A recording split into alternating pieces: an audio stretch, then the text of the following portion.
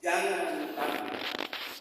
Katakanlah kepada kota-kota Yehuda, lihat, itu Allahmu. Berbahagialah orang yang mendengarkan firman Tuhan dan melakukannya dalam kehidupannya setiap hari. Haleluya.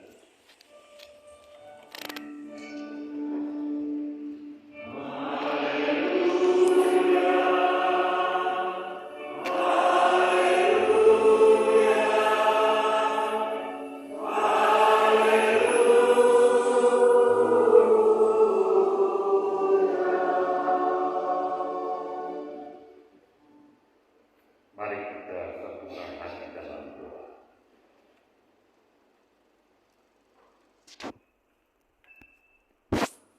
Sungguh Tuhan, berfirman-Lah bersama kami, hadirlah bersama kami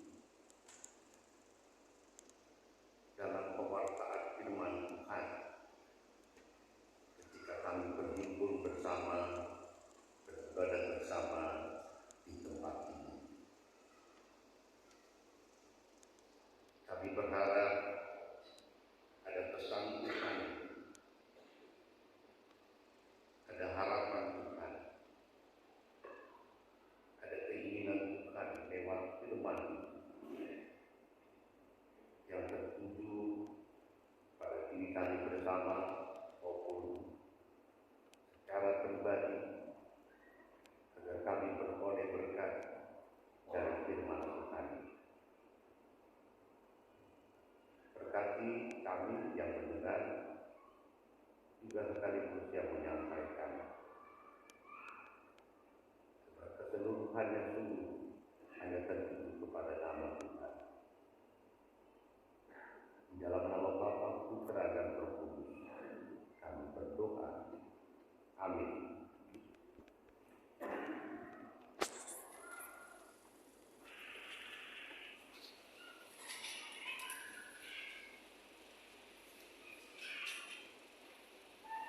Pembacaan Injil Yohanes pasal 12 ayat 20 sampai 26. Demikian, di antara mereka yang berangkat untuk beribadah pada hari raya itu, terdapat beberapa orang tani. Orang-orang itu pergi ke Filipus yang berasal dari Betsaida di Galilea, lalu berkata kepadanya, "Tuan, kami ingin bertemu dengan Yesus." Filipus pergi memberitahukannya kepada Andreas. Andreas dan Filipus menyampaikannya pula kepada Yesus. Tapi Yesus menjawab mereka, katanya, "Telah tiba saatnya Anak Manusia dimuliakan. Aku berkata kepadamu, sesungguhnya jikalau biji gandum tidak jatuh ke dalam tanah dan mati, ia tetap satu biji saja. Tapi jika ia mati, ia akan menghasilkan banyak buah. Barang siapa mencintai nyawanya, ia akan kehilangan nyawanya. Tapi barang siapa tidak mencintai nyawanya di dunia ini, ia akan memeliharanya untuk hidup yang kekal. Barang siapa melayani aku, ia harus mengikut aku, dan di mana aku berada, di situ pun pelayanku akan berada. Barang siapa melayani aku, ia akan dihormati Bapa." Demikian pembacaan Alkitab. Bagianlah saudara yang mendengarkannya dan yang memeliharanya dalam kehidupan. Selamat pagi menjelang siang Bapak, Ibu, dan saudara-saudara. Shalom. Shalom. Kalau kesamaannya dengan saudara kita di tangga itu Assalamualaikum. Jadi nggak usah diperdebatkan. Yang penting MCC dan kita dengan mereka berjalan dan satu ras elit yang sama. Jadi bahasa itu mirip-mirip.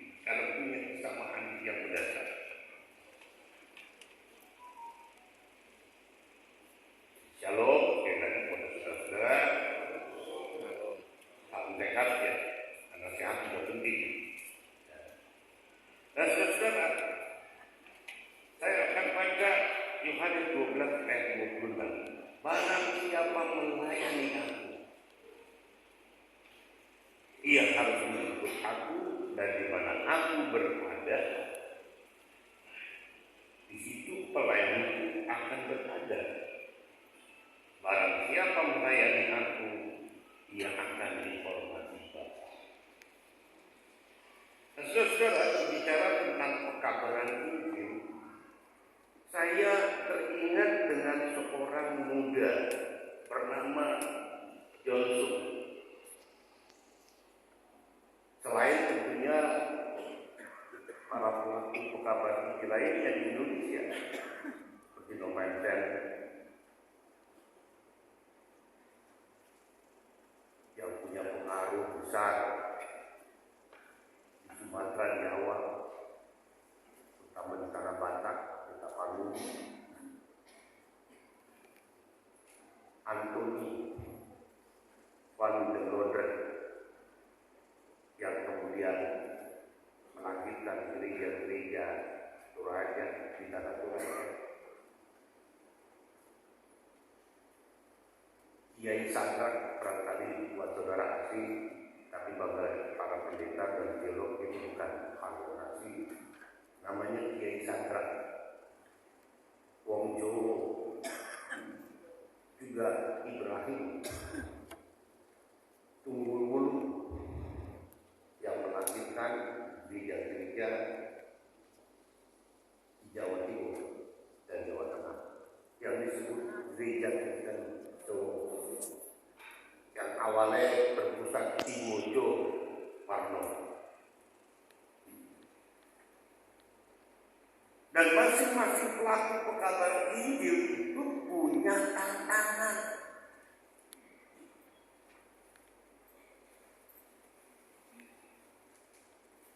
Tidak ada pelayanan yang ditujukan kepada Tuhan terus semuanya baik-baik saja, beres-beres saja, tanpa tantangan.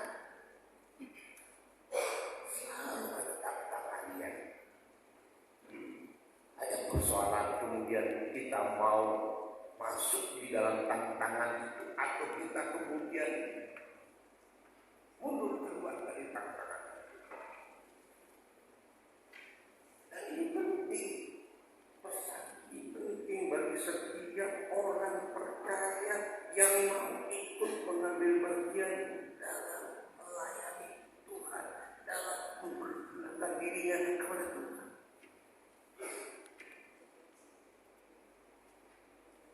Setiap pelayanan itu selalu ada tantangannya. Jadi jangan berharap ketika saudara melayani semua beres-beres saja, semua baik-baik saja.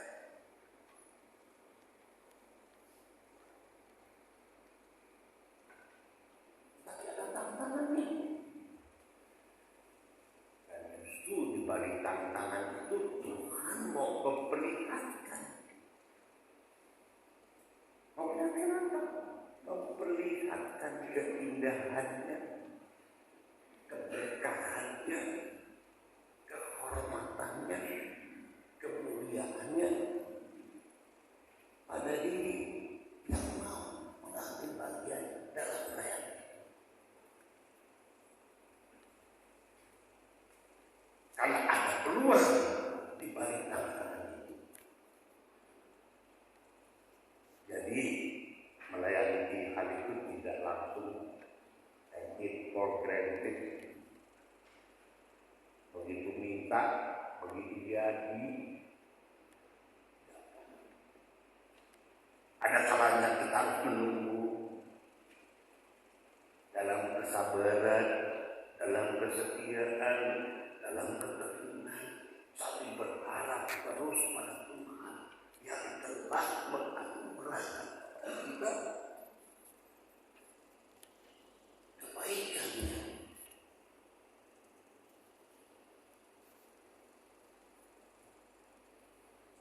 Jadi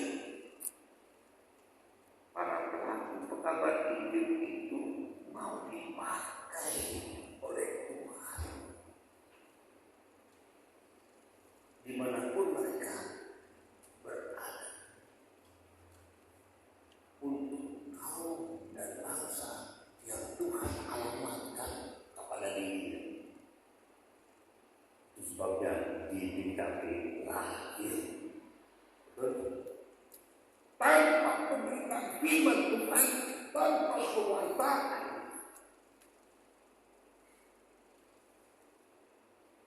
barangkali ada yang namanya ketika masuk gereja Batak, kalau Protestan ada cuma bagi panggangnya, tapi lebih gerejanya.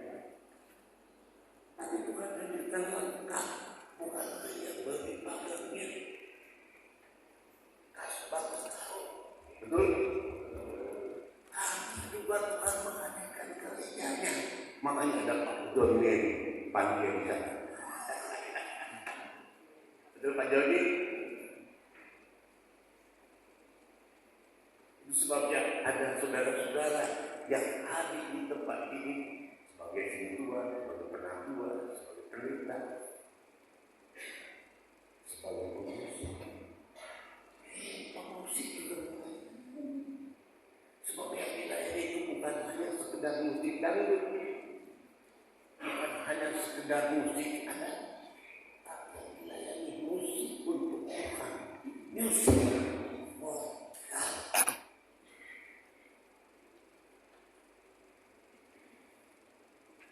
memuji untuk Tuhan.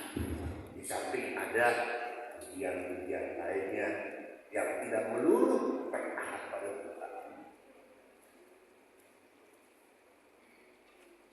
Johnson Buddha memang berasal dari satu desa kecil di Tiongkok namanya Hingwa. Dan setelah pertobatannya, maksudnya di sini pertobatan yang sungguh-sungguh Pak, bukan tomat. Tahu tomat? Tomat itu bukan. Kalau tomat bentakai, tobat umat. Dan kalau menurut saya, seorang pendeta, pertobatan itu sama arti dengan pembaharuan. Pembaharui itu selalu senantiasa. Ya, bukan cuma sekali. Proses pembaharuan itu harus terus-menerus berjalan. Nah, ketika Johnson mengalami pertobatannya yang pertama kali, maka pertobatan itu menjadi sebuah api yang membara.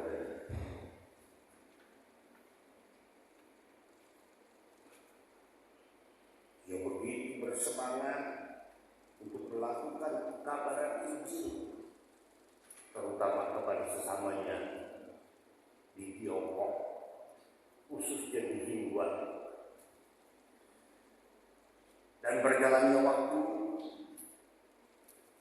yang menyelesaikan berbagai studi di Amerika, ada kesempatan,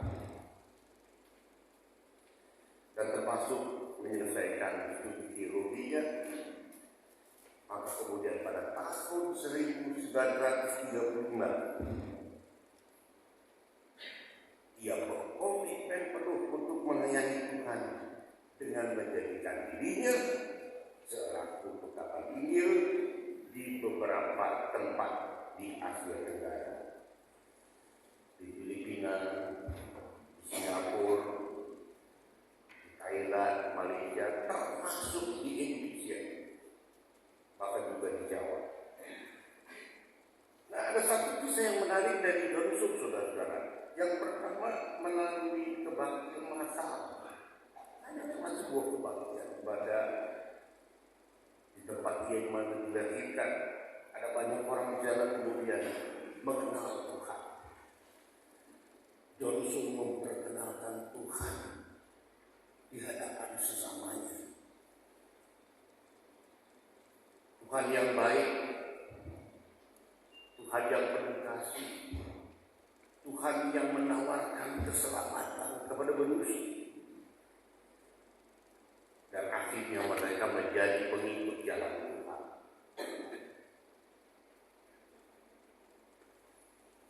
Dan yang kedua, dalam perjalanannya dari Amerika ke Asia Tenggara,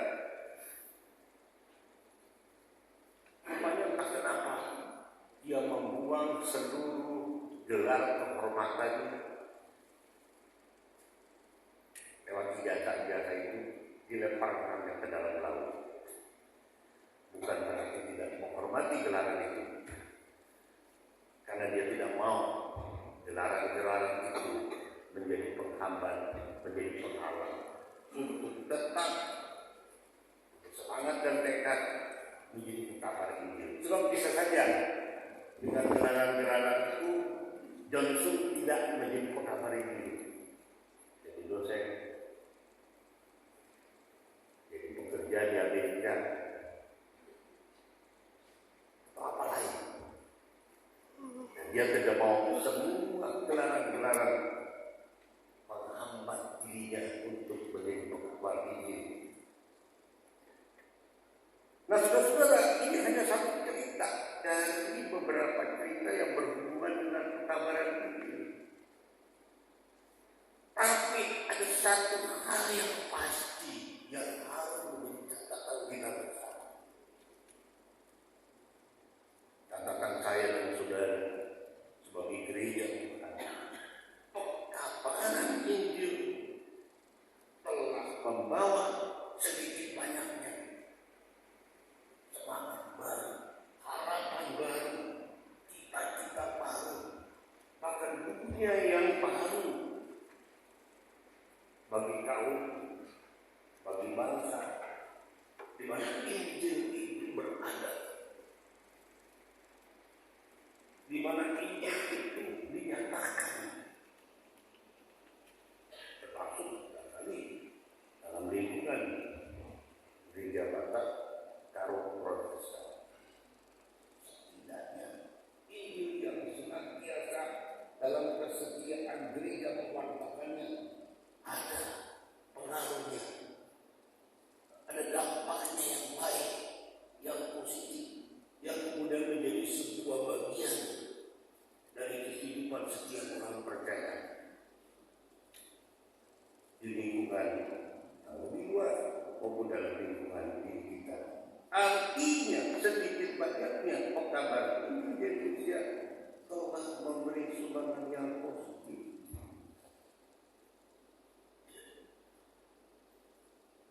Satu hal yang saudara rutina ketika pewartaan Injil itu disampaikan, para pemimpin juga memikirkan bagaimana supaya banyak orang mendapatkan akses.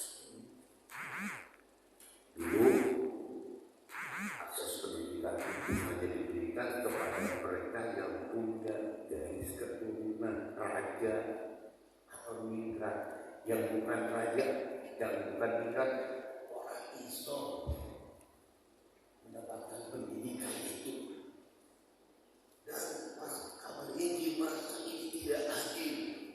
Mereka dengan caranya sendiri menghadirkan lembaga pendidikan agar setiap orang memperoleh pengetahuan yang cukup, ilmu yang cukup, pengetahuan yang cukup tentang dirinya, tentang dunianya, tentang Tuhan yang diberitakan itu. Hadir di lembaga-lembaga pendidikan, bahkan juga lembaga kesehatan. Jadi kalau BPJS sekarang ini ada, menurut saya itu merupakan sebuah hasil baik dari lembaga kesehatan di masa lalu. Cuma sekarang dituangkan dalam bentuk BPJS.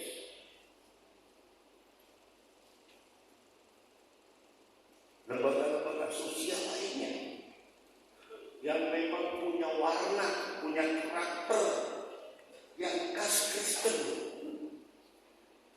sehingga memberikan pengaruh pada harapan sosial dan juga kebangsaan. Lagu Indonesia Raya dikarang oleh Wage Rudolf Supratman. Wage Rudolf Supratman seorang Kristen. Bagaimana nafas Kristen itu masuk. Indonesia, tanah airku, tanah airku. Tanah kita semua, mulai dari Sabang sampai Merauke. Dan di sana kita pergi untuk negeri yang selama-lamanya. kebersamaan di dalam lagu itu, bahwa kita adalah bangsa yang besar yang perlu dimuliakan. Nah, saudara-saudara, di dalam pembacaan Injil Yohanes 12 ayat 26 jelas apa yang dikatakan Yesus, bahwa siapa yang mau melayani aku, ia harus mengikut aku, dan di mana aku berada, di situ pun pelayanan itu berada. Artinya setiap orang yang terpanggil untuk melayani, yang mau mempersembahkan dirinya bagi Tuhan, dimanapun, kapanpun, di mana saja. Sebab pemberitaan Injil tidak hanya melulu pada soal pemberitaan Injil, tetapi dalam bentuk yang diperluas. Sebagai dosen, sebagai guru, sebagai pengacara, sebagai direktur, sebagai pekerja.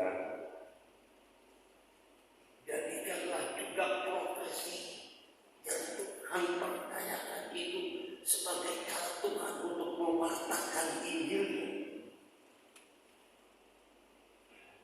Layanilah seolah-olah kamu melayani untuk Tuhan. Meski yang kau layani adalah sesamamu, entah sebagai guru, entah sebagai pekerja, sebagai pedagang, dan sebagainya. Saya akan bacakan Kolose 3 ayat 23 bagi saudara. Kolose 3 ayat 23.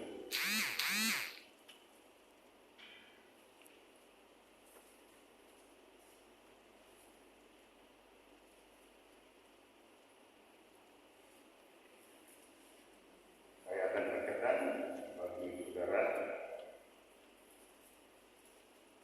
Kolose 2 ayat 23. Kolose 3 ayat 23. Apapun juga yang kamu perbuat, maksudnya demi dan untuk Tuhan, bagi Tuhan, perbuatlah dengan segenap hatimu seperti untuk Tuhan dan bukan untuk manusia. Semoga ini memberkati jiwa saudara, hati saudara, keterpegangan saudara sebagai orang-orang yang mau mengambil bagian dalam pelayanan kepada Tuhan dalam hidup. Jadi saudara-saudara, jika Kristus bersama dengan para muridnya sesuai dengan tema tadi, maka sebaliknya para murid pun seharusnya hidup bersama Kristus. Atau dengan kata lain, jika Tuhan tetap bersama saudara, stay together bersama dengan saudara, living together bersama saudara, dalam kehidupan saudara, baik secara pribadi maupun bersama, dalam pekerjaan saudara, dalam perjodohan saudara, dalam keberkahan hidup saudara, dalam kebahagiaan saudara, maka saudara pun harus tetap hidup bersama dengan Tuhan. Jangan sampai hidup kita terputus dengan Dia.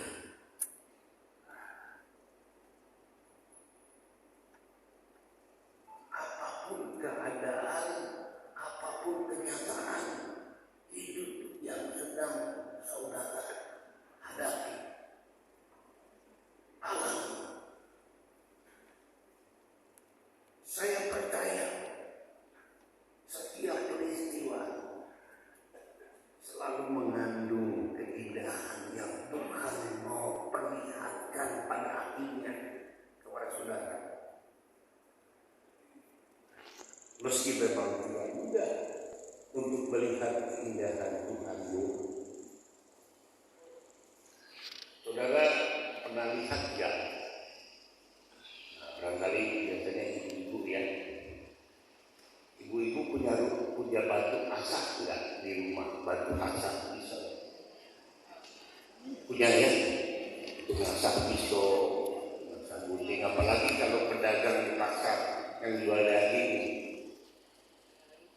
Saudara bisa bayangkan kalau batu asah dan pisau itu berjauhan, seolah tidak saling kenal dan tidak saling membutuhkan. Apa yang terjadi?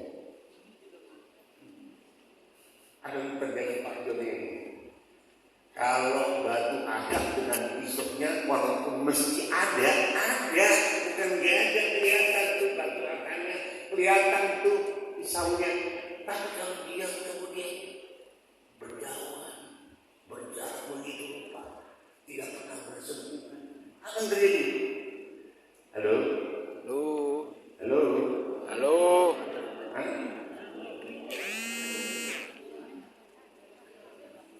Batu asisnya tidak berfungsi. Pisaunya. Oh. Yuk. Oh. Yuk. Bukan ditompol ya. Tumpul. Meski barangkali itu pisau, jangan salah, pisau ini dibeli dari Jerman. Waktu saya ke Jerman, harganya juga mahal. Waktu pisau-pisau di pinggiran jalan.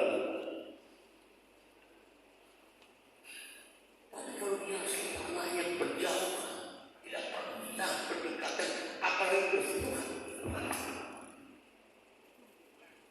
Meskipun made in Germany, Pak, tetap tuh Tuduh. potensi untuk menjadi berdarah, potensi untuk menjadi tidak berfungsi sebagaimana mestinya, itu akan terjadi. Betul? Betul. Betul, betul. Betul, betul. Tapi kalau pisau itu seringkali nggak kurang gitu. Cok, tolong dulu mamamu, Cok. Pisau itu udah kubur. Kita mau bikin babi panggang dulu. Sore ini. Udah menang. Tolong, Cok, ya. Pisau itu menjadi tahan. Ya. Begitu juga dengan kita dengan Tuhan. Meskipun kita ada, bahkan saling gede lah.